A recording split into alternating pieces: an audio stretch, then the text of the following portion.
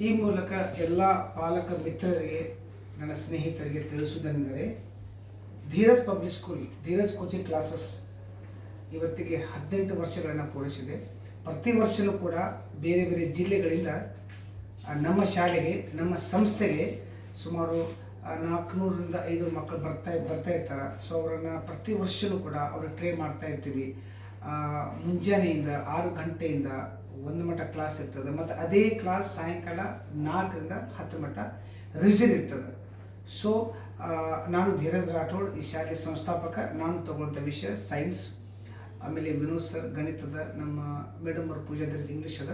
So ಕೆಲವೊಂದು ಕಡೆ ಏನಾಗುತ್ತೆ, ನೆಗೆಟಿವ್ ಸ್ಪ್ರೆಡ್ ಮಾಡ್ತಾ ಇದ್ದಾರೆ. ನೆಗೆಟಿವ್ ಸ್ಪ್ರೆಡ್ ಏನಪ್ಪ ಅಂದ್ರೆ, ಶಾಲೆ 18 ವರ್ಷ ಪೂರೈಸಿದಲ್ಲ, ಎಲ್ಲ ಕಡೆ ಹೆಸರಾಗತ್ತದ. ಒಂದು ಒಳ್ಳೆ last time SSLC first batch taluk ಲೆವೆಲಲ್ಲಿ ಒಂದು ಒಳ್ಳೆ ರಿಸಲ್ಟ್ ಕೊಟ್ಟಿವಿ. ಮನೇಲಿ ಪ್ರಿಪೇರೇಟ್ನು ಕೂಡ ಸ್ಟೇಟ್ ಲೆವೆಲ್ ರಿಸಲ್ಟ್ ಕೊಟ್ಟಿವಿ. ಸೊ ಹಾಗಾಗಿ ಮತ್ತು ಕೋಚಿಂಗು ಕೂಡ ಈ ಭಾಗದಲ್ಲಿ ಕೋಚಿಂಗ್ ಅಂತ ಬಂತಂದರೆ ಎಲ್ಲರ ತಲೆ ಒಳಗೆ ಧೀರಜ್ ಸರ್ ಅನ್ನುವಂಥ ಒಂದು ಕಾನ್ಸೆಪ್ಟ್ ಅದ. ಕೋಚಿಂಗ್ 2 ತಿಂಗಳು ಬೇಸಿಗೆ ಶಿಬಿರ ನಾವು ಹಾಕಬೇಕಾದ್ರೆ ಆಲ್ಮೋಸ್ಟ್ 90% ಪಾಲಕರು ಧೀರಜ್ ಸರ್ ಅನ್ನುವಂಥ ಒಂದು ಮಾತಾಡ್ತಾರೆ.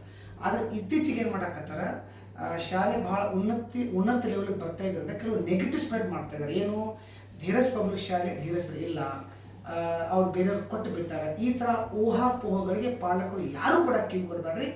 ಇದು ನನ್ನದೇ ಸಂಸ್ಥಾ, ಇದು ನಾನು ಇರೋ ಮಟ್ಟ ನಾನು ಇಲ್ಲೇ ಇರ್ತೀನಿ. ಇದು ಧೀರಜ್ ಪಬ್ಲಿಕ್ ಸ್ಕೂಲ್, ನಾನೇ ಸಂಸ್ಥಾಪಕ ಧೀರಜ್ ಸರ್. ಯಾವುದೇ ಥರದ ನೆಗೆಟಿವ್ಗಳಿಗೆ ಕಿವಿ ಕೊಡಬೇಡಿ. Thank you.